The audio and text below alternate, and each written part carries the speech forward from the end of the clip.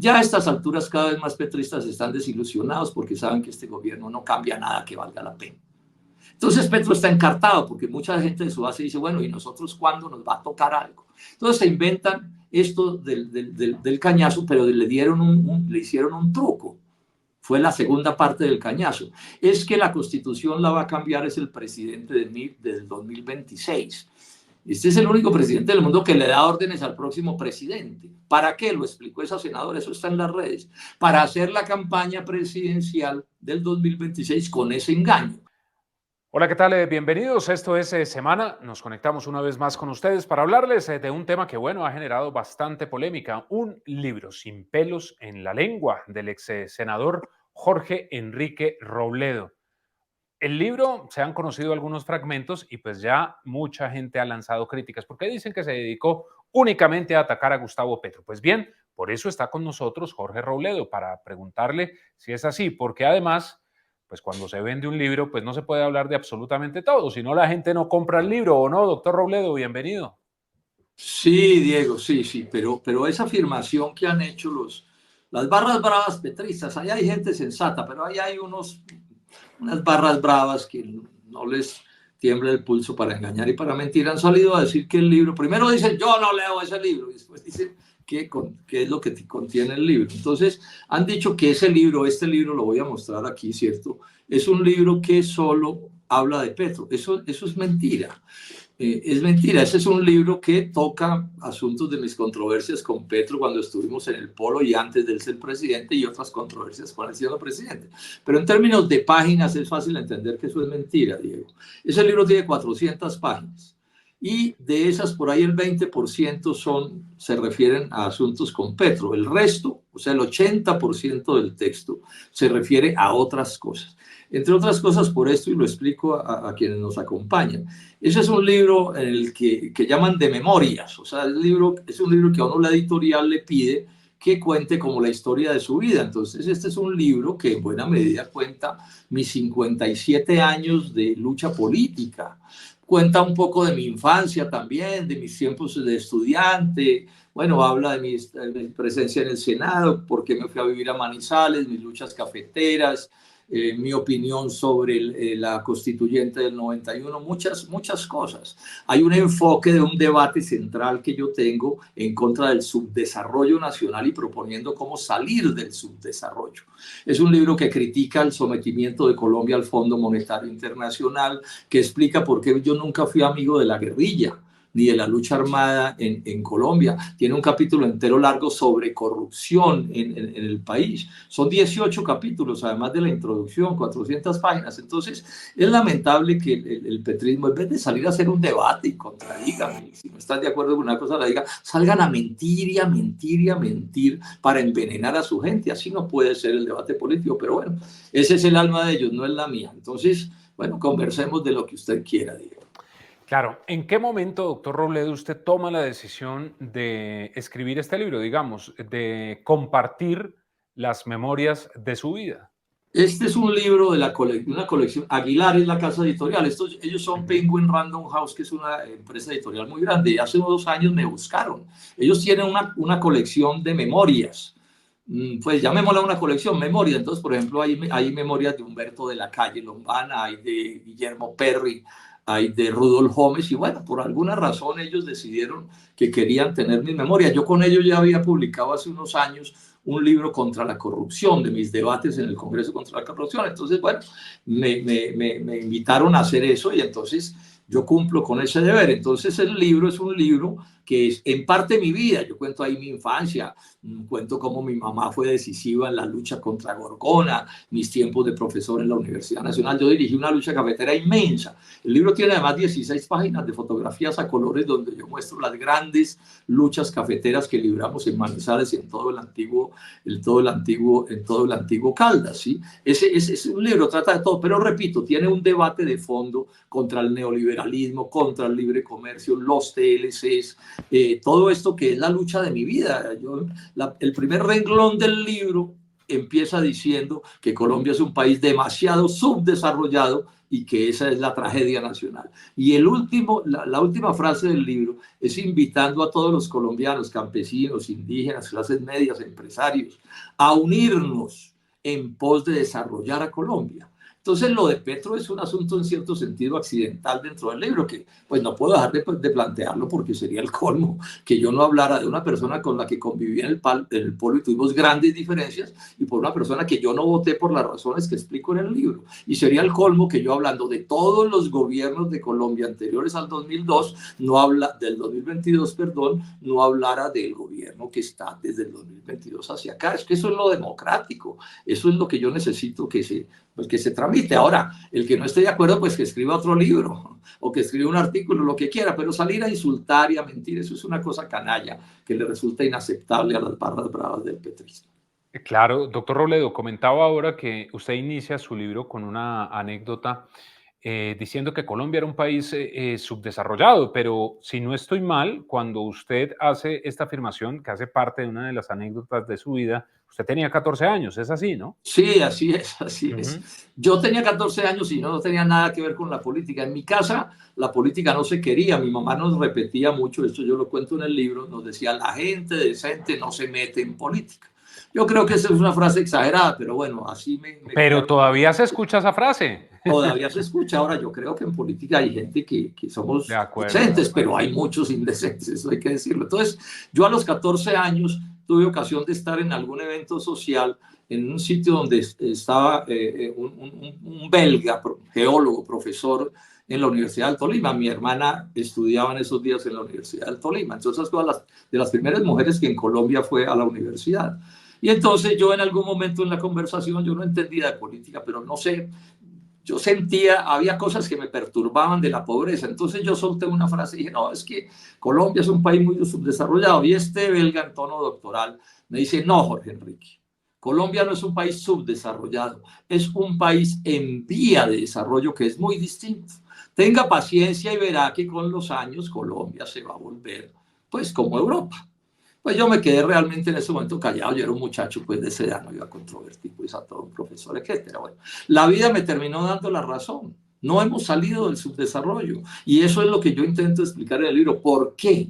Teniendo todas las posibilidades de territorio, de gente, de todo, que nos permitiría modernizarnos como se modernizó Corea o como se modernizó China. Yo lo explico en el libro. Claro, y nosotros nuestra propia modernización. ¿Por qué no ha sucedido? Yo digo que no ha sucedido porque hemos sido muy mal gobernados. Todos los gobiernos anteriores del 2022 se han equivocado. Y bueno, y Petro está siguiendo en estos temas económicos a los gobiernos anteriores al 2022, escúchenme, en buena medida porque hemos seguido el recetario del Fondo Monetario Internacional. Todo eso yo lo explico. Cuento cómo me metí a la izquierda en 1971 cuando estudiaba en la Universidad de los Andes. O sea, es un libro de la historia de Colombia donde, repito, lo de Petro es un pedacito. Importante leer lo de Petro también. Pero el libro es un libro de una preocupación de mi vida, a la que le he jugado mi vida. ¿Cómo sacar a este país de la pobreza, del atraso, de la corrupción? En economía de mercado, yo nunca he planteado estatizar la economía. Otros sectores de la izquierda sí. Siempre en contra de la lucha armada. Otros sectores como Petro alguna vez estuvieron en la lucha armada. Entonces, es un libro bien bonito, es un libro de historia de Colombia. Yo los invito a que lo lean, está además escrito. Yo fui profesor muchos años, entonces yo logro comunicar más o menos bien las ideas, así sean complejas. Entonces los invito a que lo lean y que cada uno se haga su propia opinión. Bueno, y me critique lo que me quiera criticar, por supuesto que sí. Doctor Robledo, para construir un libro de memorias, usted documentó todo lo que le pasó en su vida, es decir, ¿usted tenía a mano una libreta donde tenía anotadas cosas puntuales para poder construir, o por el contrario es un ejercicio a solo memoria? No, son las dos cosas. Hay un poco de historias, por ejemplo, yo cuento, empezando el pedazo de mi vida en Ibagué, empiezo por contar cómo fue que me cayó una matera en la cabeza que me dejó espaturrado en el piso. O sea, hay muchas cosas en las que yo recurro a la memoria. Pero bueno, yo he publicado, este es mi libro número 15, o sea, yo tengo una documentación muy grande de cosas de los últimos 20 o 30 años. He publicado en La Patria, el periódico de Manizales, más de 1000 artículos. Bueno, y recurrí a leer cosas. Por ejemplo, en el tema de la constituyente, que yo es un tema que trato con mucho cuidado, en una posición crítica frente a la constituyente, porque eso se montó sobre un golpe de Estado. Encontré en mis investigaciones un texto excelente de Humberto de la Calle que cuenta un poco de cosas muy desconocidas en Colombia. Entonces yo las tomo y las cuento, ¿cierto? Bueno, revisé en internet muchísimas cosas, le pregunté a mis amigos. Esos libros y esos artículos que yo he leído a lo largo de mi vida, pues los recuperé. Bueno, o sea, eso es un trabajo. Este trabajo yo lo empecé a hacer hace como ya 4 años. Este es un trabajo largo. Escribir siempre será una cosa compleja. Ahora, también recuerdo mis anécdotas. Por ejemplo, alguien me corrigió ayer, me dijo, usted da una fecha sobre Ospina Pérez, ¿cierto? Lo que usted dice es cierto, pero tiene un error de 2 o 3 años en la fecha. Bueno, esas son cosas que también pasan en los libros. Pero un trabajo muy injundioso. Amigos míos y de la editorial lo leyeron. O sea, ese libro tiene por lo menos, no sé, varias lecturas críticas de amigos diciéndome, hombre, esto no se entiende, o esto no está claro, o es contradictorio, o redacte eso de otra manera, porque es que si hay una cosa difícil, Diego, y usted lo sabe, en la vida es escribir un libro. Entonces, bueno, yo ya sobre eso tengo experiencia, hice todo lo posible porque además si no me entienden lo que digo, pues entonces, ¿para qué escribo el libro? Claro. Claro, lo que pasa es que ya viendo el texto final puede parecer sencillo, simple, ¿no? Pero lo que se No. desconoce es todo el proceso que hay para elaborar un texto y sobre todo de 400 páginas. Sí, sí, había podido ser de más. Lo que pasa es que y yo intenté que fuera de menos. Yo quería que fuera un libro por ahí de 300 páginas, pero fueron apareciendo cosas. El caso de Petro, entonces yo hago unas menciones con él antes del 2022. Cómo fue que nos traicionó en el polo para irse con Santos, cómo fue que se la jugó a los TLC y a la apertura, o sea, controversias que tuvimos. Y claro, llega el gobierno de Petro que me coge por el camino, ¿cierto? Este libro lo empezamos a hacer antes de que Petro estuviera en la presidencia. Entonces eso me creó una complicación porque, bueno, ¿yo cómo hago para decir, no, mis memorias, pero yo no hablo de mis 2 años, mis 2 últimos años de vida? Eso no se puede, ¿cierto? Entonces, bueno, yo incluí esos asuntos y los traté. Eso es de las cosas más difíciles de escribir un libro, Diego, tener usted que escribir sobre lo que está sucediendo. Hubo capítulos que tuve que cambiar porque cambiaban los hechos, ¿cierto? Hubo cosas que no alcancé a plantear porque en algún momento también me tocó decir, bueno, pero yo corto aquí porque si no, no voy a poder terminar este libro nunca. Eso fue una dificultad, pero yo creo que logré un buen enfoque del gobierno de Petro y es una crítica dura. Yo pienso que Gustavo Petro se ha equivocado demasiado. Recordemos que yo voté en blanco en el 2018 y voté en blanco en el 2022. Sobre eso petristas mienten, que es que yo voté por el segundo candidato. Eso es mentira, yo voté en blanco, ¿cierto? Y el último capítulo es un capítulo que es muy bonito y que creo que vale la pena que se lea, y es que después de yo criticar a Petro mucho por su neoliberalismo, por su sometimiento al Fondo Monetario Internacional, por ir a montarle una base naval a los gringos o un radar naval a los gringos en Gorgona, por muchas cosas que yo le critico a Gustavo Petro, entonces hago una pregunta que alguien me hizo y por eso fue el último capítulo que redacté. ¿Y Petro sí es de izquierda? Y entonces, bueno, yo hago un análisis qué es ser de izquierda y explico que a mi juicio Petro está haciendo muchas cosas que no son de izquierda, otras que podrían ser de izquierda, pero que también digo, las hace cualquiera. Por ejemplo, el asistencialismo económico, que un gobierno coja un presupuesto y le dé unos auxilios a los pobres o promueva la educación pública, eso no hay que ser de izquierda para hacerlo. O sea, usted tiene que ser de izquierda, ¿sí? Para hacer, o sea, si usted no hace eso, pues no es de izquierda, pero eso no es suficiente. Y Petro hace un poco de cosas de derecha, reaccionarias, contra la producción nacional. Entonces yo por eso me puedo hacer esa pregunta. Eso los ha molestado mucho. Pero bueno, hagamos un debate. Invito a la gente que se siente de izquierda. Hagamos un debate. ¿Cuáles son los mínimos de ser de izquierda? ¿Sí? A ver de qué se trata. Pero aquí no me puede decir Gustavo Petro que porque él está dándoles unas tierras a los campesinos, por eso solo ya es de izquierda. Porque él sí les está dando unas tierras a los campesinos, y yo no me opongo, Diego, pero al mismo tiempo mantiene los TLCs que nos tienen importando 15 millones de toneladas de productos extranjeros a Colombia, principalmente de Estados Unidos.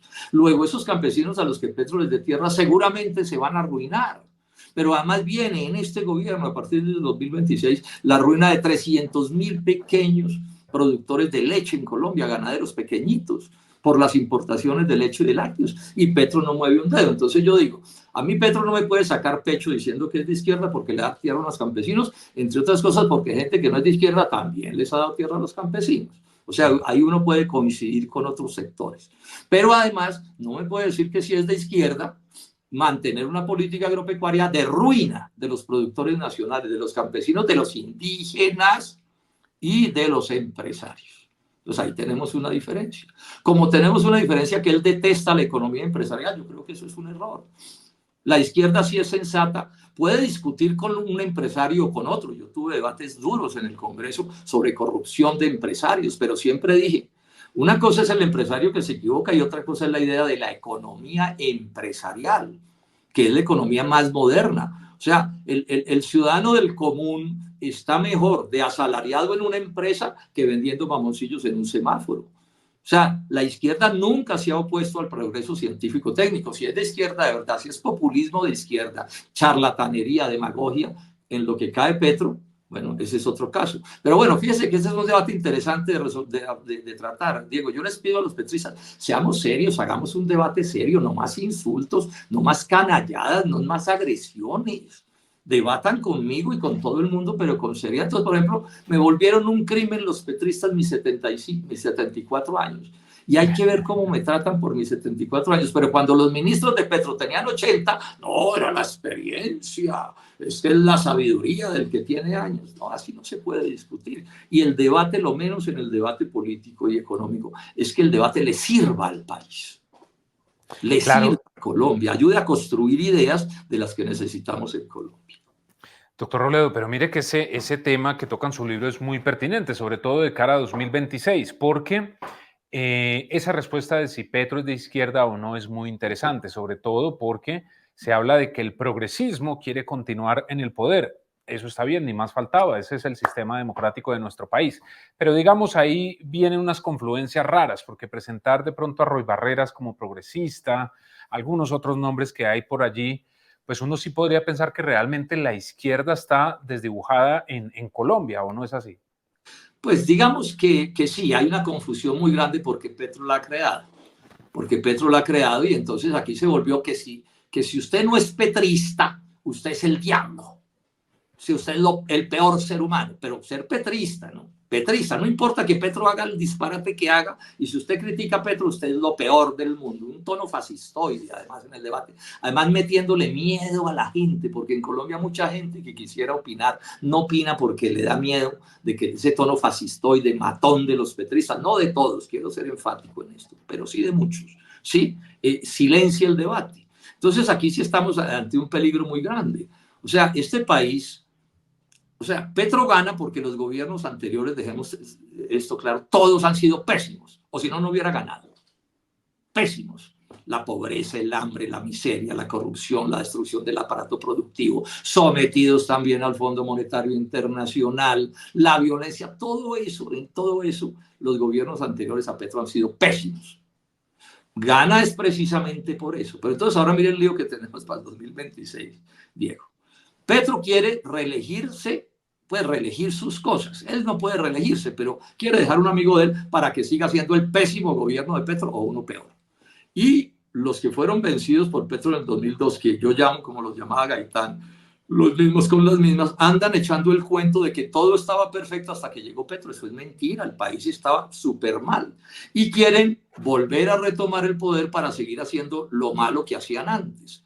Entonces, yo estoy planteando, y es el caso de Sergio Fajardo y de Jennifer Pedraza y otras personas, que estamos en dignidad y compromiso, y yo sé que hay otra gente en Colombia, que aquí hay que crear una tercera posibilidad, Diego, una tercera opción. Yo no seré candidato a la presidencia, pero voy a estar en la lucha del 2026, en donde me toque, ¿cierto? Sí, pero necesitamos una tercera posibilidad, porque los que fracasaron antes del 2022 fracasaron, y como no cambian sus ideas, pues si vuelven a ganar, a recuperar la presidencia, lo harán mal. Y como Petro no corrige nada, porque él no reconoce un error ni muerto, su actitud mesiánica, autoritaria, de sentirse superdotado, el genio de la humanidad que va a salvar al planeta, ¿cierto? Etcétera. Entonces, cháchara que echa, ¿cierto? ¿Sí?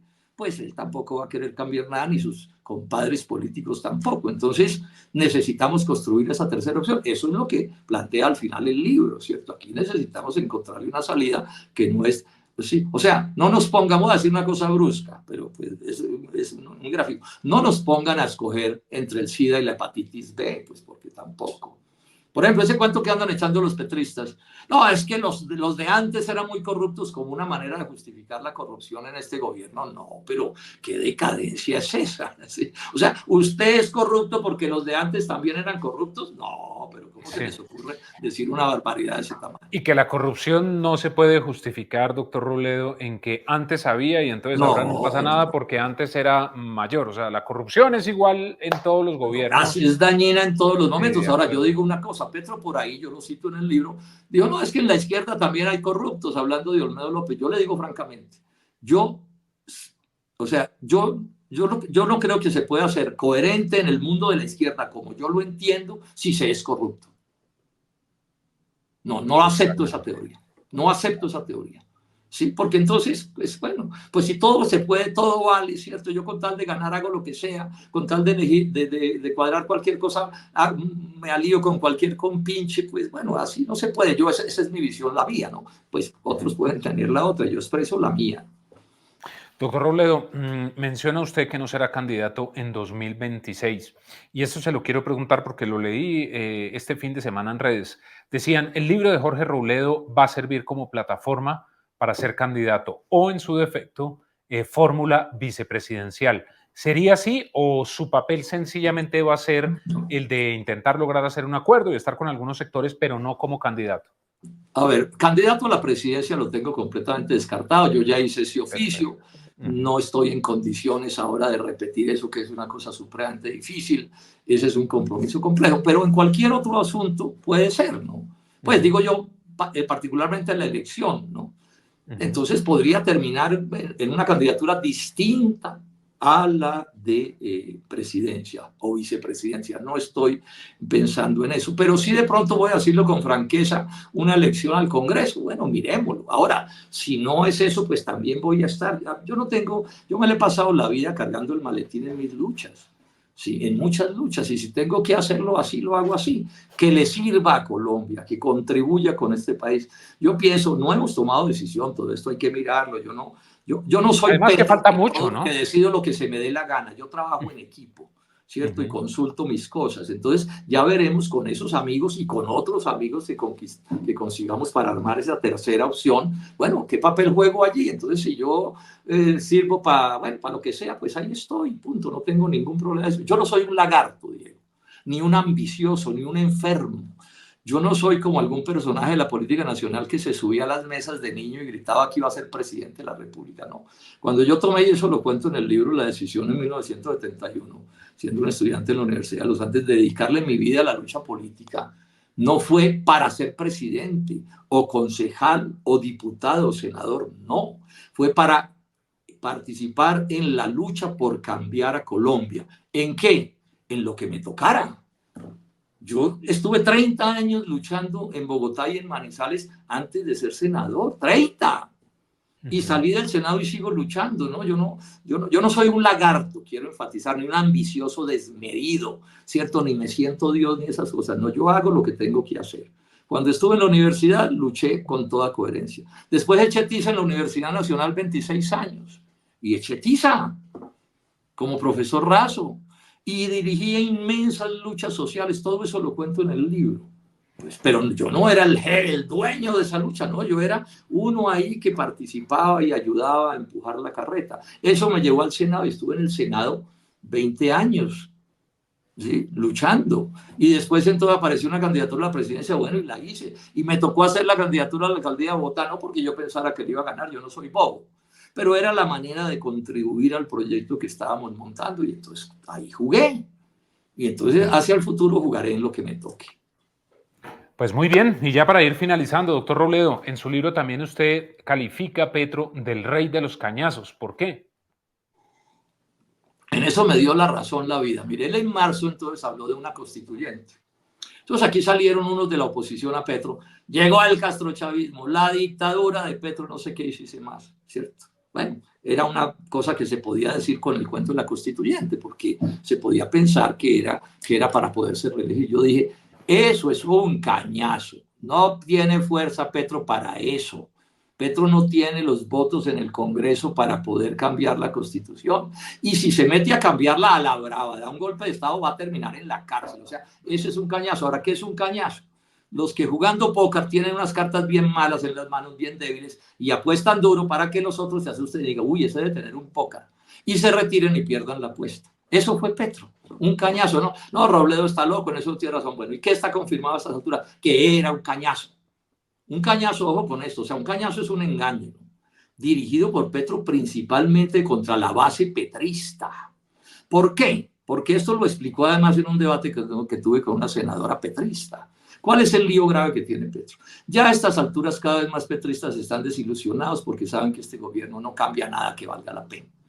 Entonces Petro está encartado porque mucha gente de su base dice, bueno, ¿y nosotros cuándo nos va a tocar algo? Entonces se inventan esto del cañazo, pero le hicieron un truco. Fue la segunda parte del cañazo. Es que la Constitución la va a cambiar es el presidente del 2026. Este es el único presidente del mundo que le da órdenes al próximo presidente. ¿Para qué? Lo explicó esa senadora, eso está en las redes. Para hacer la campaña presidencial del 2026 con ese engaño. Que es decirles, Petro no pudo cambiar a Colombia porque se lo impidió la Constitución. Reelijan un petrista y sobre todo elijan senadores petristas para que el presidente del 2026, ese sí cambie la Constitución y ese sí arregla los problemas nacionales. Cañero. Eso es una astucia, una viveza, es una forma de fraude y de trampa. Bueno, hoy la vida me ha dado la razón. ¿Quién puede negar que yo tuve la razón en eso? Esa es la realidad. Y en política es imposible acertar, no crean que no. O sea, uno no se puede dejar engañar del primer avivato que se le pase por delante, ni meter una mentira para construir un discurso. Y el Petro es el rey de los cañazos. Nunca nadie había intentado un cañazo más grande en la historia de Colombia que Petro. Y además duró casi 6 meses hablando de esa cosa. Bueno, pues doctor Robledo, mil gracias por haber estado con nosotros aquí en Semana. Entonces, Sin pelos en la lengua, su libro, ¿no? Que me imagino que ya se debe conseguir en todas las librerías Sí, a nivel está en nacional. todas las librerías. Bienvenido. Yo los invito a que lo lean. Créanme que ese es un libro interesante, vale la pena. No hay que estar de acuerdo con todo, pero es un libro que yo creo que le aporta a la historia de Colombia, que hay que construirla. Los países necesitan una historia, Diego, que nos sirva de experiencias. Y que Claro. sepamos dónde estamos parados. Y repito, que entendamos una cosa, si no nos salimos del capitalismo de los $6.600, o sea, un capitalismo que crea muy poca riqueza, muy poco empleo, no podremos resolver ningún problema de Colombia. Y para hacer eso hay que unir a este país, sectores populares, clases medias y empresarios, y hacer, por supuesto, las cosas bien hechas. Pues un gran abrazo, doctor Robledo. Siempre es un gusto conversar con usted. A ustedes mil gracias, Diego. Un saludo a todos quienes nos acompañan. Y a ustedes también gracias por estar con nosotros. Ya saben, la cita a través de todas nuestras redes sociales. Ingresen a www.semana.com para que encuentren allí todas las noticias de lo que ocurre en Colombia y en el mundo. Que estén muy bien.